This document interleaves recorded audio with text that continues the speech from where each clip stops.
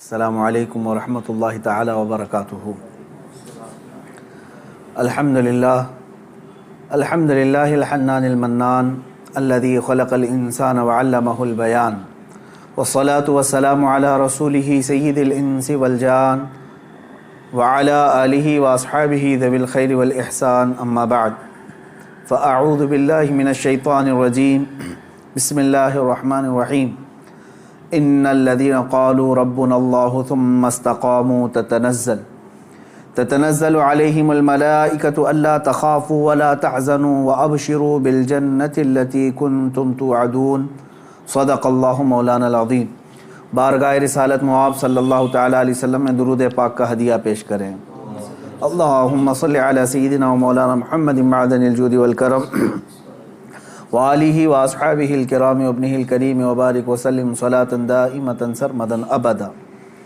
عزیزان گرامی وقار، سب سے پہلے میں آپ تمامی حضرات کو عید الاضحیٰ کی خوب مبارکبادی پیش کرتا ہوں۔ اللہ تعالیٰ اس عید کو ہم سب کے لیے خیر و عافیت والی عید بنائے، اور اس عید کی برکت سے مولا جملہ وباؤں اور بلاؤں سے ہم سب کی حفاظت فرمائے۔ آج عید الاضحیٰ ہے اور تقریباً پوری امت آج عید الاضحیٰ کی 2 رکعت ادا کرنے کی کوشش میں ہے۔ بعض لوگوں کو عید پڑھنے کی اور عید میں شرکت کی سعادت میسر آئی، اور بعض حضرات کو کچھ پابندیوں کی وجہ سے عید سعید کی نماز کی برکتیں نہیں مل سکیں۔ سال گزشتہ بھی ایسا ہی رہا۔ اللہ رب العزت اپنے غضب کو دور فرمائے اور ہمارے لیے مسجدوں اور عیدگاہوں کو کشادہ فرمائے۔ میرے عزیزو، اس عید الاضحیٰ میں ایک عظیم پیغام ہے، اور سارے لوگ جانتے ہیں کہ یہ بہت ساری یادوں کا ایک مجمع ہے، بہت ساری یادوں کا ایک مجموعہ ہے۔ اس میں سنت ابراہیمی ادا کی جاتی ہے۔ حضرت سیدنا ابراہیم علیہ الصلاۃ والتسلیم کی قربانی کی یاد تازہ کی جاتی ہے، اور حجاج کرام انہی دنوں میں عرفات، منی، مزدلفہ میں اپنے ارکان ادا کر رہے ہوتے ہیں، مناسک حج ادا کر رہے ہوتے ہیں۔ ان میں بھی ہر رکن تقریباً کسی نہ کسی کی یاد ہے۔ وہاں پر صفا مروہ پر دوڑنا حضرت ہاجرہ کی یاد ہے۔ منی میں مذبح میں جا کر حضرت ابراہیم علیہ السلام کی قربانی کی یاد حجاج کرام تازہ کرتے ہوئے اپنے بکروں کی اور جانوروں کی قربانیاں پیش کرتے ہیں، کنکریاں مارتے ہیں، یہ حضرت ابراہیم علیہ السلام کی یاد ہے۔ عرفات میں قیام کرتے ہیں، میرے آقا صلی اللہ تعالیٰ علیہ وسلم کی سنت پر مزدلفہ میں آتے ہیں، کنکریاں چنتے ہیں، رسول پاک صلی اللہ علیہ وسلم کی ادا ہیں۔ تقریباً یوں سمجھ لیں کہ حج مبارک بہت ساری یادوں کا ایک مجموعہ ہے، اور امت کو یہ یادیں ٹرانسفر کرتے رہنا چاہیے، منتقل کرتے رہنا چاہیے۔ لوگ یہ سمجھتے ہوں گے کہ ہر عید، بقرعید پر، عید الاضحیٰ پر یہی ابراہیم و اسماعیل علیہ السلام کے قصے اور ان کے واقعات کیوں سنائے جاتے ہیں۔ میں کہتا ہوں مسلمانوں پر یہ واقعات سنانا واجب ہے، اخلاقی واجب ہے۔ اس کی وجہ یہی ہے کہ وہ اپنی آنے والی نسلوں کو یہ یادیں تازہ کرتے رہیں، اور ان تک یہ تمام روایات اور سنتیں نقل کرتے رہیں۔ ہمارے دین کا سب سے بڑا خاصہ یہی ہے کہ یہ تواتر سے چلا ہے۔ ہمارا دین جو ہے سینہ بسینہ اور سلسلہ بسلسلہ چلتا ہوا آیا ہے۔ اس لیے ہم سب کو چاہیے کہ ان ایام میں اپنے اولاد کو، اپنی نسلوں کو ان کی یادیں بتائیں، اور یہ تمام واقعات بتائیں کہ کیا ہوئے تھے۔ میں تفصیل میں نہ جاتے ہوئے آج کے دن کا ایک عظیم پیغام آپ سب تک پیش کرنا چاہوں گا۔ بقرعید میں ویسے تو تفصیلی جو واقعہ ہے وہ یوں ہے، اس کا میں اجمال بتا کر کے اپنا میسج دینا چاہتا ہوں۔ سیدنا ابراہیم خلیل اللہ علیہ الصلاۃ والتسلیم اللہ تعالیٰ کے ایک نبی ہیں، برگزیدہ پیغمبر، ایسے جلیل القدر نبی کہ انبیاء کرام علیہ السلام 1,24,000 کم و بیش نبیوں میں حضور اکرم صلی اللہ تعالیٰ علیہ وسلم کے بعد جو سب سے بڑا مرتبہ ہے وہ حضرت ابراہیم علیہ السلام کا ہے۔ حضور صلی اللہ علیہ وسلم کے بعد جو سب سے بڑا مقام ہے وہ حضرت ابراہیم علیہ السلام کا۔ سیدنا ابراہیم علیہ الصلاۃ والتسلیم کی اولاد نہیں تھی، آپ نے تقریباً 90 سال عمر پائی اس وقت تک، بلکہ آپ کی عمر اس سے بھی زیادہ ہوئی۔ جب آپ کی عمر پاک 90 سال تک ہوئی تب تک کوئی اولاد نہیں تھی۔ آپ کی زوجہ ایک حضرت سارہ ہیں اور دوسری حضرت ہاجرہ ہیں۔ پھر روایات یہ بتاتی ہیں کہ 100 سال کی عمر ہو گئی، لیکن حضرت ابراہیم علیہ السلام نے دعا کرنا نہیں چھوڑا تھا۔ یہاں سے یہ پتہ چلتا ہے کہ بندہ مایوس نہ ہو۔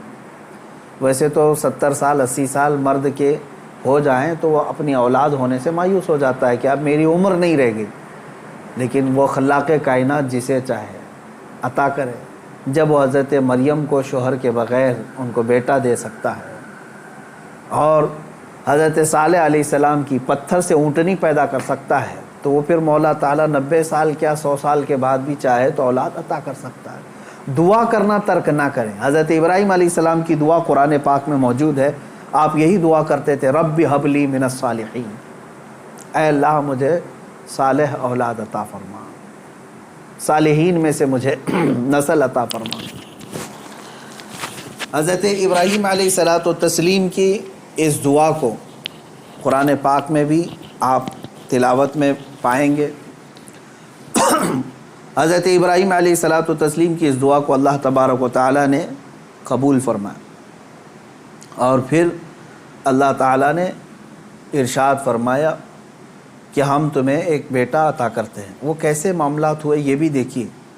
حضرت ہاجرہ حضور حضرت ابراہیم علیہ السلام کی اہلیہ، وہ گھر میں موجود ہیں، کچھ فرشتے آئے اور فرشتوں نے آ کر کے بشارت دی کہ اللہ تبارک و تعالیٰ تمہیں بیٹے سے نوازنے والا ہے۔ تو کہنے لگی کہ میں اتنی بوڑھی ہو گئی ہوں، ان کی خود کی عمر 90 سال کے اوپر کی تھی، کہا اتنی بوڑھی ہو گئی ہوں، کیا مجھے بچہ ہو سکتا ہے؟ فرشتوں نے کہا ہاں، اللہ تبارک و تعالیٰ جو غالب حکمت والا ہے وہ چاہے تو ہو سکتا ہے۔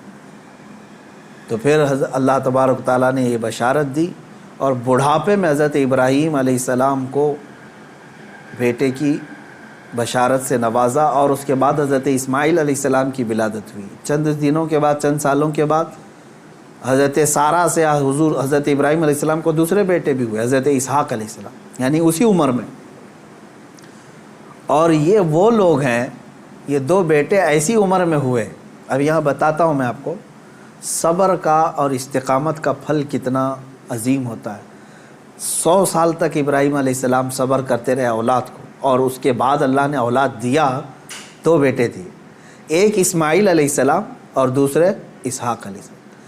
ان دونوں نبیوں کے بارے میں اگر میں آپ کو بتاؤں، اسحاق علیہ السلام وہ نبی ہیں، حضرت ابراہیم علیہ السلام کے وہ بیٹے ہیں جن کو اللہ نے نبی بھی بنایا، اور ان کی نسل میں 30,000 سے زیادہ نبی پیدا کیے تقریباً۔ بنی اسرائیل پوری نسل جو ہے وہ اسحاق علیہ السلام کی نسل ہے۔ اسحاق علیہ السلام کے بیٹے یعقوب علیہ السلام، یعقوب علیہ السلام کے بیٹے یوسف علیہ السلام، یہاں سے پوری بنی اسرائیل چلی، اس میں ہزاروں نبی آئے۔ ابراہیم علیہ السلام کو ایک بیٹے اسحاق علیہ السلام کی نسل میں سارے نبی عطا کیے، اور دوسرا بیٹا جو اسماعیل علیہ السلام عطا کیے، ان کی نسل میں تو سید الانبیاء حضور صلی اللہ علیہ وسلم آتا ہے، محمد الرسول اللہ صلی اللہ علیہ وسلم علیہ افضل التحیت و اکمل التسلیمات۔ تو یہ حضرت ابراہیم علیہ السلام کی دعا کا نتیجہ تھا، اور صبر اور استقامت کا۔ آج جو مجھے پیغام دینا تھا وہ یہی ہے۔ میں نے آیت کریمہ بھی خطبے میں یہی پڑھی۔ بے شک وہ لوگ جنہوں نے یہ کہا اللہ ہمارا رب ہے، ان الذین قالوا ربنا اللہ، بے شک وہ لوگ جنہوں نے کہا اللہ ہمارا رب ہے، ثم استقاموا، پھر اس پر جم گئے، یہ ہے استقامت۔ استقامت کہتے ہیں ڈٹے رہنا، جمے رہنا۔ اب اس کے متعلق جو قرآن کہتا ہے تتنزل علیہم الملائکہ، ان پر اللہ تعالیٰ فرشتے اتارتا ہے۔ کیا کہتے ہوئے آتے ہیں فرشتے؟ اللہ تخافوا ولا تحزنوا، گھبراؤ مت، ڈرو مت، ہم تمہیں وہ بشارت دینے آئے ہیں جس جنت کا اللہ نے تم سے وعدہ کیا ہے۔ تھوڑے دن اور باقی رہو، تھوڑے دن اور جمے رہو، اور ڈٹے رہو۔ یہ استقامت کرتا ہے بندہ، استقامت پر فائز ہوتا ہے تو فرشتے اس کی مدد کے لیے اترتے ہیں۔ ہاں اتنا ہے کہ ہلا دیے جائیں گے، تمہاری خواہشات کے خلاف معاملات آئیں گے، تمہارے نفس کے خلاف معاملات آئیں گے، اسی پر جمے رہنے کا نام استقامت ہے۔ اور استقامت کا معنی اتنا عظیم ہے کہ صوفیہ اکرام نے کیا فرمایا معلوم ہے؟ الاستقامت فوق الکرامت، عربی میں فرمایا استقامت جو ہے یہ کرامت سے بھی بڑھ کر کے ہے۔ لوگ کہتے ہیں نا کرامت کا مطلب اکثر لوگوں نے ہی سمجھا کہ وہ انہونی چیز دکھانا، یعنی جو ایسی چیز جو کو دیکھ ہی نہیں پائے، ہوا میں کوئی اڑ کے دکھا رہا ہے، پانی پہ کوئی چل کے دکھا رہا ہے، تو اس کو بہت سارے لوگ کیا سمجھتے ہیں؟ یہی کرامت ہے، محیر العقول چیزیں، یعنی جو عقل کو عاجز کر دیں۔ اور فرمایا گیا ان کرامتوں سے سب سے بڑھ کر کے استقامت ہے، یعنی شریعت پر جمے رہنا، ڈٹے رہنا۔ میں اس پر آتا ہوں، حضرت ابراہیم علیہ السلام کے اس واقعے کو میں مختصر کرتا ہوں۔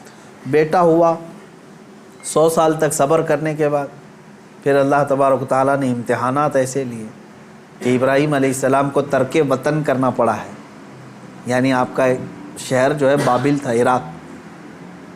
واقعہ تفصیل سے آپ کو پھر کبھی، وہاں آپ کو ہجرت کرنا پڑا، وہاں سے وطن چھوڑ دیا آپ نے، آپ کو جان کی بازی بھی لگانی پڑی، آگ میں آپ کو ڈالا گیا ہے، جان کے ساتھ بھی آپ کا امتحان ہوا، اس میں بھی آپ استقامت پر تھے۔ جب آپ کو نمرود آگ میں پھینک رہا تھا، جبرائیل علیہ السلام آئے اس وقت اور پوچھنے لگے الک حاجت یا خلیل اللہ، اے اللہ کے خلیل کوئی حاجت ہو تو بتائیں۔ تو حضرت ابراہیم علیہ السلام آگ میں پھینکے جا رہے ہیں، اس وقت بھی کیا کہتے ہیں؟ ہاں ہے حاجت لیکن اللہ سے ہے، میرا مولا میرے ساتھ ہے۔ یہ استقامت اور توکل کا اعلیٰ درجہ۔ تیسرا جو ہوا آپ کے ساتھ وہ اولاد، اور آپ کو یہ بھی میں بتا دوں کہ اب اولاد دیا اللہ تعالیٰ نے، پھر حکم یہ فرمایا، خواب میں حضرت ابراہیم علیہ السلام کو یہ کہا گیا کہ آپ اپنے بیٹے کی قربانی دیں اللہ کی بارگاہ۔ لیکن ابراہیم علیہ السلام نے خواب میں دیکھا تو اس کے بدلے میں آپ نے جانتے ہیں تقریباً آپ نے 100 اونٹوں کو ذبح کر دیا، اونٹ ذبح کیے۔ شاید اس خواب کی تعبیر یہ ہو۔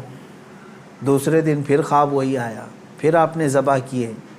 تیسرے دن پھر خواب آیا، تب آپ نے یقین کے ساتھ یہ فرمایا کہ مجھے میرے بیٹے اسماعیل کی ہی قربانی کا حکم دیا جا رہا ہے۔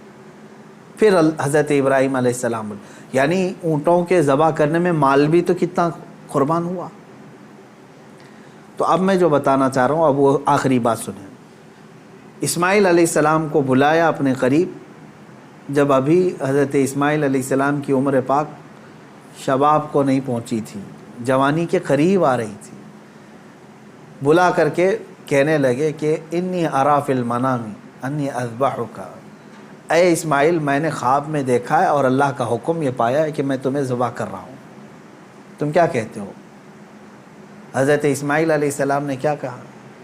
یا ابت افعل ما تؤمر ستجدنی انشاءاللہ من الصابرین، اے میرے والد گرامی آپ کو جس بات کا حکم دیا گیا ہے وہ کر جائیے، آپ انشاءاللہ آپ مجھے صبر کرنے والا پائیں گے۔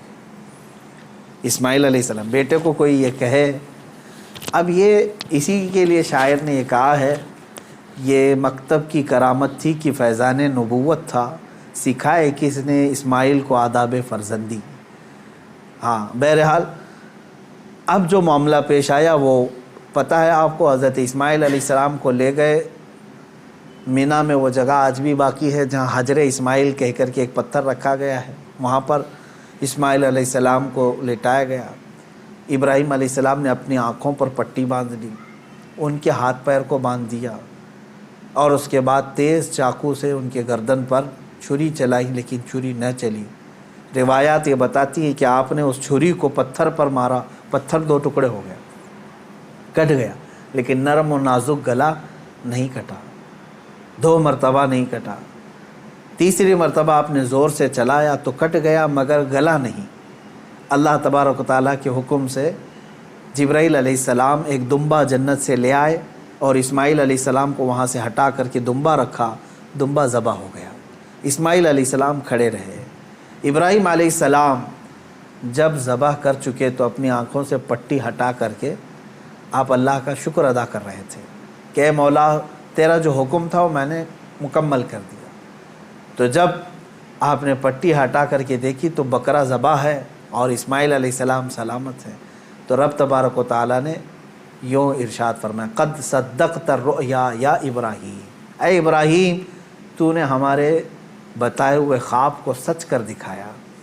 وَنَادَيْنَاهُ بِذِبْحٍ عَظِيمٍ، ہم نے اسماعیل کو ذبح عظیم کے نام سے پکارا. اللہ تعالیٰ نے فرمایا، اللہ تبارک و تعالیٰ یہ امتحان لے رہا تھا. یہ انبیاء اکرام علیہم الصلاۃ والتسلیم کے ساتھ ہے، ایسا نہیں ہے کہ سارے لوگ یہ کر پائیں گے. وہ اس درجے کے ایمان والے تھے، ان کو اسی انداز سے امتحان لیا گیا. اب جو بات دو چیزیں عرض کرنی ہے. پہلی بات تو یہ ہے کہ بعض مفسرین نے اور عاشقان رسول نے اس میں پیارا نقطہ یہ بیان فرمایا، گلا نہ کٹنا، ذبح نہ ہونا کیا وجہ تھی؟ تو فرمایا گیا اس لیے کہ اسماعیل علیہ السلام کی پیشانی میں نور محمدی تھا. حضور اکرم صلی اللہ تعالیٰ علیہ وسلم کا نور پاک تھا، انہی کی نسل میں حضور تشریف لائے. ابھی دنیا میں نور محمدی کو آنا تھا. اب بعض مفسرین اس بات پر ہی نہیں رکتے بلکہ ان تمام چیزوں کو اوپر تک لے جاتے ہیں. ابراہیم علیہ السلام کو آگ نے نہیں جلایا، وہاں پہ بھی نور محمدی ان کے پیشانی میں تھا. نوح علیہ السلام کی کشتی غرق نہیں ہوئی اس لیے کہ نوح علیہ السلام کی پیشانی میں بھی نور محمدی تھا. بہرحال دوسری بات میں جو بتانا چاہ رہا ہوں وہ 4 چیزیں تھیں. ابراہیم علیہ السلام کا وطن سے ہجرت کرنا، ان کا آگ میں ڈالا جانا اور ان کا جانوروں کو ذبح کرنا. پھر چوتھے نمبر پر اولاد. کوئی بھی انسان اپنی زندگی میں 4 چیزوں سے بے انتہا محبت کرتا ہے. 4 چیزیں اس کی بہت محبوب ہوتی ہیں. پہلی چیز اس کا وطن، جہاں پر پیدا ہوا، جہاں رہ رہا ہے، اس سے وہ محبت کرتا ہے. دوسری چیز وہ اپنے مال سے محبت کرتا ہے. تیسری چیز وہ اپنی اولاد سے محبت کرتا ہے. چوتھی چیز وہ اپنی جان سے محبت کرتا ہے. اور امتحان انہی چیزوں سے ہوتا ہے جس سے محبت کیا جاتا ہے. ایسی دوسری چیزوں سے نہیں امتحان لیا جاتا. آپ کو جو چیز ناپسند ہے میں کہوں وہ دے دو، وہ فوراً اٹھا کے دے دیں گے، جیسے گھر میں رکھا ہوا کچرا اٹھا کر کے فقیروں کو دے دیتے ہیں. ہاں امتحان تو اس وقت ہوگا جو اپنے مزے کی اور پسندیدہ چیز آپ بنا رہے تھے اور پھر آپ کو کہا گیا اس میں سے دے دو، تب مشکل ہو جاتا ہے. ہاں جو دے دیا اور پھر وہ امتحان میں کامیاب ہوا، اپنی پسندیدہ چیز. ابراہیم علیہ السلام سے جو امتحانات لیے گئے وہ 4 محبوب چیزوں سے امتحان لیے گئے اور اب 4 امتحانات میں ثابت قدم رہے. آپ نے وطن بھی ترک کیا، جان بھی جوخم میں ڈالی، اولاد بھی اور اپنا مال بھی. پھر اللہ تبارک و تعالیٰ نے اس عظیم مقام پر آپ کو فائز فرمایا جو حضرت ابراہیم علیہ السلام کو آج بھی کیا لقب ہے معلوم؟ ابو الانبیاء کہا جاتا ہے. ابو الانبیاء یعنی نبیوں کے باپ ہیں. اب عزیزان گرامی، ان واقعات میں میرے سنانے کا مقصد یہ تھا کہ ہمارے بچوں تک یہ واقعہ پہنچ جائے تفصیل سے، پھر آپ اپنے گھروں میں اپنی اولاد کو سنائیں ضرور. لیکن اس پورے واقعے سے ایک جو جذبہ ملتا ہے وہ ہے استقامت کا. یہی میرا میسج ہے آج کا، یہی میں پیغام دینا چاہتا ہوں. کسی بات پر جمے رہنا، ڈٹے رہنا، یہ انبیاء کی سنت ہے.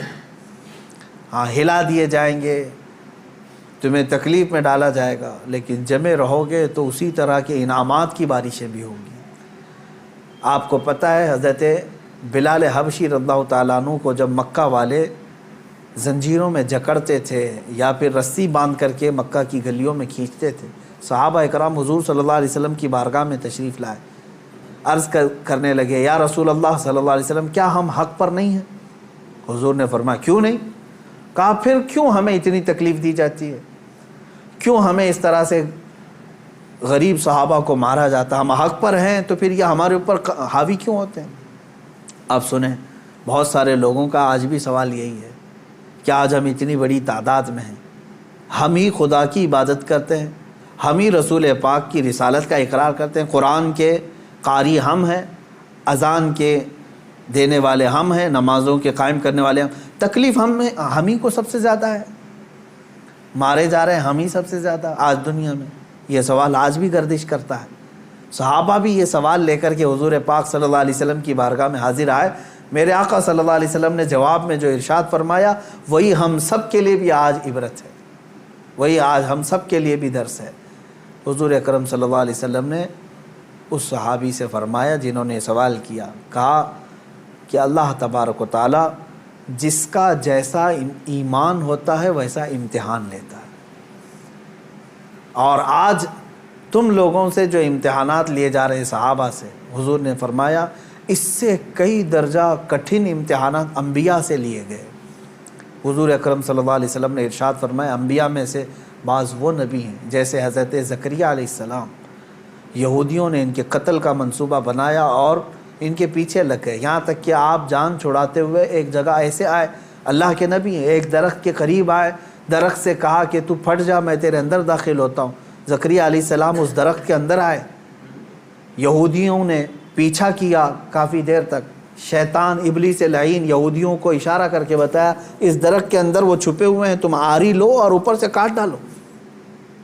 یہودیوں نے اس درخت کو اوپر سے کاٹنا شروع کر دیا، جس پورے درخت کے پیٹ کے اندر حضرت زکریا علیہ السلام ہے، اوپر سے آری سے وہ کاٹتا جا رہا ہے یہودی، اور وہ سب کاٹتے جا رہے ہیں، آری کے کٹنے کی آواز آپ کو آ رہی تھی اور سر مبارک تک پہنچ چکا تھا۔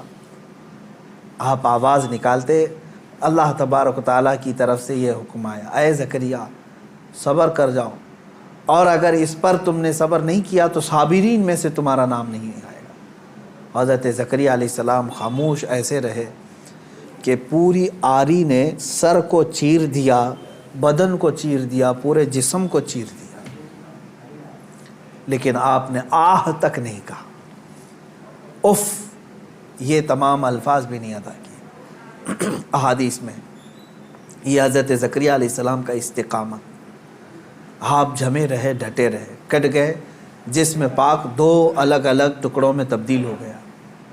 اب اندازہ کریں ان واقعات کو حضور اکرم صلی اللہ علیہ وسلم نے صحابہ کو سنایا۔ حضرت یحییٰ علیہ السلام پیش کیے گئے، 33 سال کی جوانی ہے، بادشاہ کے خلاف آپ نے فتویٰ دیا تھا، وہ 2 بہنوں کو ایک نکاح میں رکھا تھا، آپ نے فرمایا حرام ہے تیرے۔ بادشاہ نے کہا تم کیا مجھے بھی فتویٰ دو گے، مجھے بھی سکھاؤ گے؟ حضرت یحییٰ علیہ السلام نے کہا اللہ کی شریعت ہے، وہ ہر ایک پر نافذ ہے۔ اس بادشاہ نے اپنے خلاف اس فتوے کو دیکھ کر کے آپ کے قتل کا حکم دیا، اور آپ کو قتل بھی کیا گیا، آپ کا سر مبارک الگ کر کے تشت میں رکھا گیا۔ نبی کی بات کر رہا ہوں، حق بات بولنے پر یہ مصیبتیں آئیں گی۔ اسی لیے شاعر نے بہت اچھے انداز میں کہا یہ شہادت گئے الفت میں ہے قدم رکھنا، لوگ آسان سمجھتے ہیں مسلمان ہونا۔ ہاں لوگ یہ سمجھتے ہیں کہ آپ مسلمان ہیں، ہم کو تو کچھ ہونا ہی نہیں چاہیے۔ اگر کچھ ہونا ہی نہیں چاہیے تو پھر تم جو ہے بہت عیش و عشرت میں رہ رہے ہو، اور اپنے ایمان کی خیر لو، تم گزارے جاؤ گے۔ اگر امتحانات سے تو اللہ رب العزت کا شکر بجا لانا کہ ہاں تمہارا ایمان سلامت ہے، اور اللہ تبارک و تعالیٰ تمہارا ایمان بلند کرنا چاہتا ہے۔ کیا اصحاب کہف نہیں آزمائے گئے؟ اصحاب کہف 7 لوگ تھے، ایمان چھپائے ہوئے تھے، اور بادشاہ سے ڈر کر کے پھر وہ اپنا شہر چھوڑ کر کے نکل پڑے۔ تو جس غار میں وہ جا کر پناہ لیے، بادشاہ نے ظلماً ان کے اوپر دیوار بنا دیا، ان کی قبر بنا دیا اسی میں۔ لیکن قرآن پاک آج بھی گواہی دیتا ہے، اللہ تعالیٰ ان استقامت پر قائم بندوں کو اللہ تعالیٰ نے ایسی فضیلت سے نوازا کہ آج تک وہ اپنے غار میں سوئے ہوئے ہیں۔ اور قرآن کہتا ہے کہ سورج بھی ان کے اوپر سے ڈائریکٹ نہیں جاتا، جب کہف پر آتا ہے غار پر تو یا تو دائیں ہو جاتا ہے یا بائیں ہو جاتا ہے۔ وَتَرَى الشَّمْسَ إِذَا طَلَعَتْ تَزَاوَرُ عَنْ كَهْفِهِمْ ذَاتَ الْيَمِينِ وَإِذَا غَرَبَتْ تَقْرِضُهُمْ ذَاتَ الشِّمَالِ۔ سورہ کہف میں ایمان پر قائم رہنے والوں کے لیے اللہ تعالیٰ انعامات نازل کرتا ہے۔ آج کے دور میں بہت سارے لوگ پریشان اس بات سے ہیں، ارے کیا ہو جائے گا ہمارے ساتھ۔ اور خصوصاً علماء سے میں یہی گزارش کروں گا کہ حق بات بولنے میں اگر گردن چلی جاتی ہے تو اس کی پرواہ نہ کریں، اس لیے کہ یہ ہماری شریعت میں صحابہ کی سنت اور تابعین کی سنت رہی ہے۔ مجھے ایک بات یاد آتی ہے، سیدنا امام احمد بن حنبل رضی اللہ تعالیٰ مشہور امام ہیں، تقریباً ہمارے اماموں میں سے جو سب سے زیادہ تکلیف اٹھانے والے، مشقت اٹھانے والے امام وہ امام احمد بن حنبل ہیں۔ اللہ تبارک و تعالیٰ ان کی تربت پر ہزاروں رحمتیں نازل کرے۔ کبھی امام احمد بن حنبل کو پڑھ لینا، آنکھیں بھیگ جائیں گی۔ اپنے زمانے کی سختیاں انہوں نے برداشت کی ہیں، وقت کے ظالم خلفاء کے خلاف کھڑے ہوئے ہیں۔ خلیفہ بنتے تھے، کچھ لوگ سیاست میں آتے تھے اور اپنی طاقت کے زور پر چاہتے تھے کہ ہمارا ہی حکم نافذ ہو، شریعت نہیں، قرآن نہیں۔ بہت سارے نفس پرست اس طرح کے بادشاہ آئے، بہت سارے لوگ ایسے آئے ہر زمانے میں۔ اسی لیے اقبال نے سچ کہا تھا، ستیزہ کار رہا ہے ازل سے تا امروز، شرار ابو لہبی سے چراغ مصطفی۔ یعنی مصطفیٰ کریم صلی اللہ علیہ وسلم کے اس چراغ کو ابو لہب کی شرارتوں سے، اس کے چنگاریوں سے ہمیشہ معرکہ رہا ہی ہے۔ امام احمد بن حنبل کو کوڑے مارے جاتے تھے۔ کوڑا جو ہے چمڑے کا ایک بیلٹ ہوتا تھا، کافی موٹا، اور ننگی پیٹ کر کے جب مارا جاتا تھا۔ آج کے زمانے میں اگر مارا جائے تو میں سمجھتا ہوں چمڑی اس سے لگ کر کیا جائے گی۔ 100 کوڑوں کی سزا ہوتی تھی، اکثر 100 کوڑوں میں تو لوگ انتقال کر جاتے۔ حضرت امام احمد بن حنبل کو 3 خلفاء آئے نئے نئے، اور ہر ایک نے کوڑے مارے، ہر ایک نے، کہ تم اپنا حکم بدل دو۔ وہ حق بات پر قائم تھے اور قائم رہے۔ امام احمد بن حنبل ایک جگہ گزر رہے تھے، اس وقت کا ایک مشہور ڈاکو تھا، چور تھا، اور وہ قریب میں آیا، امام احمد بن حنبل سے جو بات کہہ رہا تھا آج ہم سب کے لیے عبرت ہے۔ اس نے کہا، اے احمد بن حنبل، 300 کوڑے کھائے تم نے، 100 200 300، مجھے دیکھو میں نے تقریباً چوری کے جرم میں 1500 کوڑے کھائے، لیکن ابھی بھی چوری چھوڑا نہیں میں۔ چوری کرتا پکڑا جاتا، چوری پر اتنے 100 کوڑے نہیں مارے جاتے، کبھی 20 کوڑے، کبھی 25 کوڑے، کبھی 40 کوڑے، قاضی اس طرح لگاتے رہے۔ تو وہ گن کے رکھا ہوا ہے، وہ کہتا ہے میں نے اب تک 1500 کوڑے کھا لیے لیکن ابھی چوری چھوڑا نہیں ہوں۔ وہ کہتا ہے کہ میں 1500 کوڑے کھا کر کے چوری نہیں چھوڑا، تم 300 کوڑوں پر حق بات کو نہیں چھوڑ دینا۔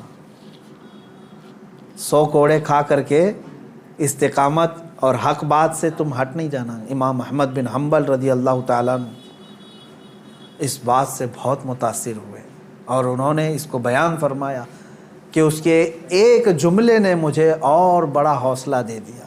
آج میں یہی کہتا ہوں میرے عزیزوں، لوگ جیل جاتے ہیں ریپ کیس میں، لوگ پکڑے جاتے ہیں چوری میں، ڈکیتی میں، مرڈر کیس میں، اور پھر چھوٹ کر کے آتے ہیں، پھر بھی نہیں چھوڑتے، پھر ان جرائم میں ملوث رہتے ہیں۔ نشے والوں کو دیکھو، پکڑے جاتے ہیں، مارے جاتے ہیں، اندر لاک اپ میں رکھے جاتے ہیں، پھر آتے ہیں، چھوٹتے ہیں، پھر وہی کام کرتے رہتے ہیں۔ میں علماء سے اور اہل حق سے یہی کہوں گا کہ جب جرائم پیشہ لوگ سزا پا کر کے بھی اپنے جرائم سے نہیں ہٹ پاتے، تو تمہیں تو آج حق بولنے پر اب تک کوئی سزا تو نہیں ملی۔ ہونا یہ چاہیے کہ اگر حق بات بولنے پر مجھے سزا بھی مل جائے تو میں حق بات پھر سر چڑھ کر کے بولوں گا، کہ پھر میں پھانسی کے پھندے پر بھی بولوں گا، تختہ دار پر بھی بولوں گا۔ یہ حق بات اور جرأت کے ساتھ بولنے کی ہر ایک کے اندر اللہ توفیق عطا فرمائے۔ آج سخت ضرورت ہے۔ میں مسلمانان ہند سے یہ کہوں گا، اب حالات ایسے ہیں کہ تمہارے استقامت کا امتحان ہوگا۔ تم ایمان پر کتنے ڈٹے ہو، تم شریعت مصطفیٰ صلی اللہ تعالیٰ علیہ وسلم پر کتنے جمے ہو، یہ تمہیں آزمایا جائے گا۔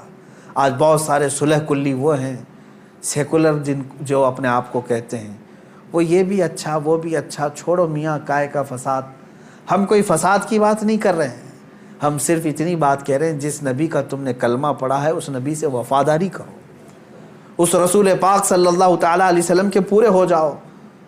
تم اپنے ماں باپ کے خلاف گالیاں سننا نہیں چاہتے اور حضور پاک صلی اللہ علیہ وسلم پر گالیاں دی جاتی ہیں، تب تم کہتے ہو نہیں یہ سیکولر چیز ہے، سب چلتا ہے۔ معاذ اللہ رب العالمین، ایسی سیکولر بھاڑ میں جائے، اور ایسی سیکولرزم سے ہم پناہ مانگتے ہیں، اللہ کی پناہ، ایسی منافقت سے جس میں بندے کا ضمیر اور اس کا ایمان ختم ہو جاتا ہے۔ اے میرے عزیزو، استقامت کو سیکھو اور اس پر قائم رہو، جمے رہو۔ صحابہ اکرام کی تاریخ پڑھو گے، تابعین، اولیاء کاملین کی تاریخ پڑھو گے، تمہیں پتہ چلے گا۔ میں بار بار اپنی تقریروں میں ذکر کرتا رہتا ہوں، علامہ کفایت علی کافی رحمۃ اللہ علیہ، مجاہد آزادی، ایسے بزرگ عالم دین ہیں جن کو انگریزوں نے پکڑ کر کے گرفتار کر کے اپنے قلعے میں رکھا، تقریباً 7 دن تک آپ کے جسم پر گرم استری پھیرتے تھے،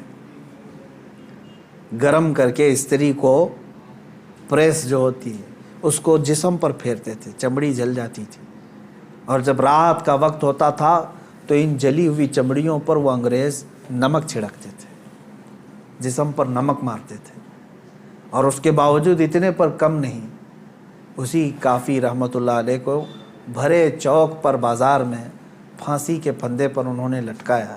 ایک جم غفیر نے دیکھا مجمع عام میں آپ کو پھانسی پر لٹکایا جا رہا تھا، لیکن ذرا برابر بھی پیشانی پر شکن ہے، چہرے پر ملال ہے، کہیں کوئی افسردگی ہے، پشیمانی ہے، کچھ نہیں ہے، کھلا چہرہ، تختہ دار پر جانے والا بھی عاشق رسول یہ گنگناتے ہوئے جاتا ہے، کوئی گل باقی رہے گا نہ چمن رہ جائے گا، پر رسول اللہ کا دین حسن رہ جائے گا، اطلس و کم خواب کی پوشاک پہ نازاں نہ ہو، اس تنے بے جان پر خاکی کفن رہ جائے گا، سب فنا ہو جائیں گے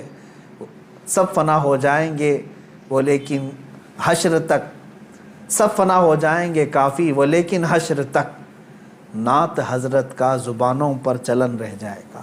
یہ حضرت کفایت علی کافی رحمۃ اللہ تعالی علیہ کی استقامت ہے۔ ایک اور بزرگ ہیں حضرت عنایت احمد کاکوروی رحمۃ اللہ علیہ، ان کو سزا دی گئی انڈمان نکوبار میں کالا پانی، علامہ فضل حق خیر آبادی رحمۃ اللہ علیہ۔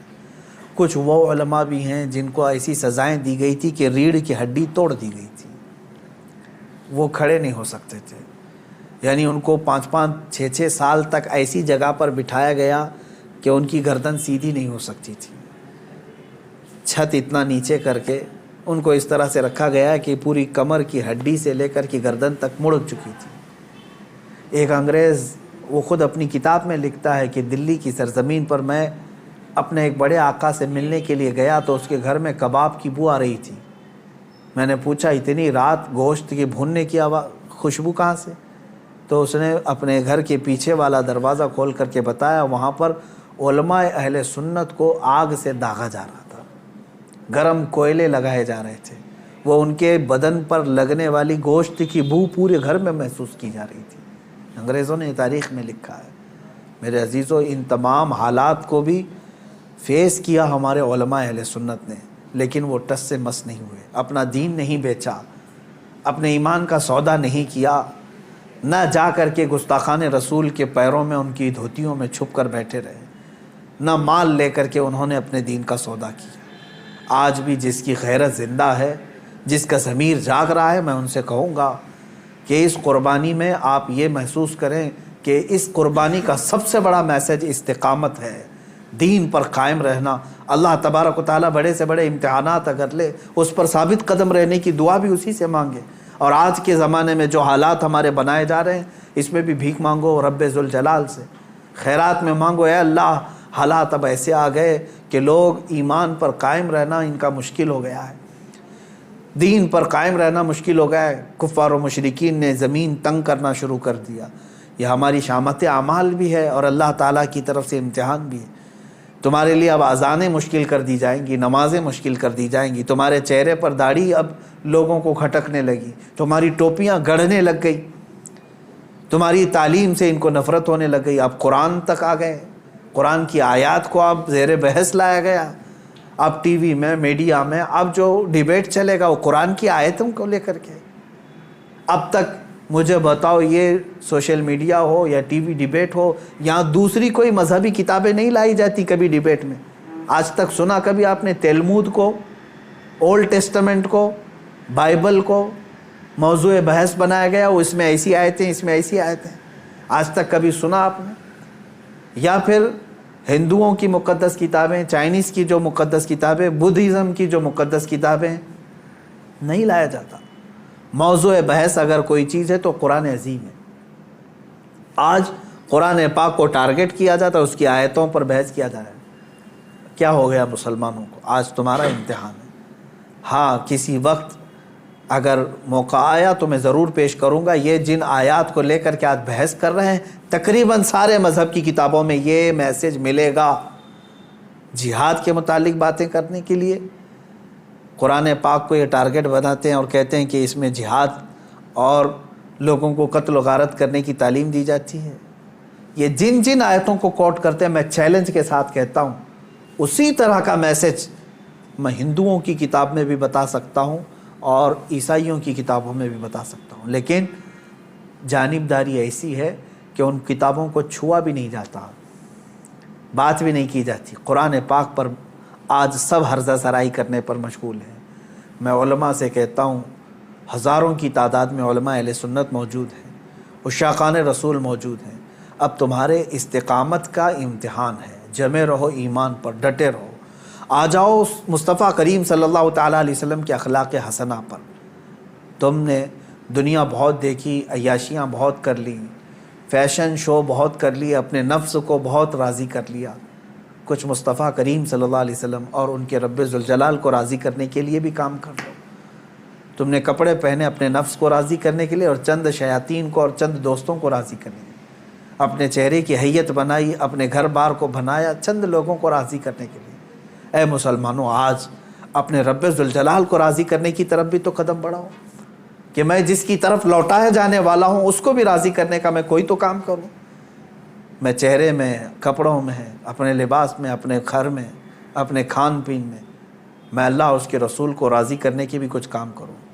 بس آج کے دن میں اتنا ہی کہوں گا کہ آج جانور ذبح کر کے گوشت کھا لینا اور اپنے آپ کو خوشیوں میں گوشت کے الگ الگ ڈشیں بنا کر کے عید میں مشغول کر لینا، یہ عید کا مقصد نہیں ہے۔ عید کا اصل مقصد ہے اللہ کو راضی کرنا۔ وہ اگر راضی ہو گیا تو ہر دن تمہارا عید کا ہے، اور اگر وہ تمہارے اعمال سے ناراض ہے، چاہے 1000 بقرعید آئیں، 1000 عید الفطر آئیں، تمہارے لیے کون سی عید ہے؟ رب تعالیٰ اگر تم سے ناراض ہے کون سی عید ہے؟ عید در حقیقت مولا کو منانا ہے، اس کو راضی کرنا ہے۔ قربانیاں گوشت کھانے کے لیے نہیں۔ ایک مسئلہ بھی جاتے جاتے بتا دوں، اگر کسی نے گوشت کھانے یا صرف گوشت کی نیت کر کے قربانی کی کہ آپ گوشت ملنے والا ہے، فلاں فلاں ڈش بننے والی ہے گھر میں، تو کہا گیا کہ اس کی قربانی ہی نہیں ہے، قربانی ہوگی ہی نہیں۔ جس نے گوشت ملے گا اس کو میں بیچوں گا، اتنا کماؤں گا، جس نے بھی یہ نیت کی اس کی قربانی ہوگی ہی نہیں، ہوگی ہی نہیں۔ فرمایا گیا تقرب الی اللہ کی نیت ہونی چاہیے، میں قربانی کر رہا ہوں صرف اللہ کی رضا کے لیے، نیت یہ ہو، اور پھر گوشت کھانے میں مل گیا تو یہ اللہ کا انعام ہے۔ گوشت تو کھانا ہی ہے، ملتا ہی ہے آپ کو، لیکن نیت پہلے گوشت کھانے کی نہیں ہے، اللہ کو راضی کرنے کی ہے۔ رب تبارک و تعالیٰ راضی ہو جائے۔ میرے عزیزو، آج کے دن اللہ تبارک و تعالیٰ کی بارگاہ میں خصوصی التجا کریں، دعا کریں، مولا کریم عید الاضحیٰ کی برکت سے یہ لاکھوں جو قربانیاں ہیں ان کو قبول فرمائے، اور ان قربانیوں کی برکت سے مولا تعالیٰ ہم سب پر مسجدیں، عیدگاہیں اور ہماری عبادت گاہیں کشادہ فرمائے۔ حرم پاک اور حرم رسول کو مولا تعالیٰ ہم گنہگاروں کے لیے پھر سے کشادہ فرمائے۔ بیت المقدس کو مولا تعالیٰ ظالموں کے چنگل سے آزاد فرمائے، اور تمام عالم اسلام کے مسلمانوں پر رحم و کرم فرمائے۔ خصوصیت کے ساتھ رب ذوالجلال تیرے بارگاہ میں دعا ہے مولا گستاخان رسول کو ہلاک و برباد فرما دے، جو تیرے نبی صلی اللہ علیہ وسلم اسلام اور قرآن اور تیری ذات پر انگلی اٹھائے مولا ان کو تو عبرت کا نشان بنا دے، ہلاک و برباد فرما دے۔ اے کریم خدا ارحم الراحمین، جو گستاخی کرے چاہے وہ دنیا کے کسی بھی خطے میں ہو، مولا غیب سے تو اپنا سخت پکڑ اور سخت پرسش کا حکم ان کے لیے نازل فرما۔ الہ العالمین تو ان پر عذاب علیم نازل فرما، عذاب عظیم نازل فرما۔ اے کریم خدا ارحم الراحمین، ہم تمامی عالم اسلام کے لیے دعا گوئیں، امت مصطفیٰ کے لیے دعا گوئیں مولا۔ اے کریم خدا اس عید قرباں میں سب کو امن و امان عطا فرما، ہر طرح کی بلاؤں اور آفتوں سے ہماری حفاظت فرما۔ الہ العالمین ہماری عیدوں کو اپنی بارگاہ میں قبول و مقبول فرما۔ وصلی اللہ تعالی علی خیر خلقہ محمد وآلہ واصحابہ اجمعین، وآخر دعوانا ان الحمد للہ رب العالمین۔ اللہ اکبر، اللہ اکبر، لا الہ الا اللہ، واللہ اکبر، اللہ اکبر وللہ الحمد۔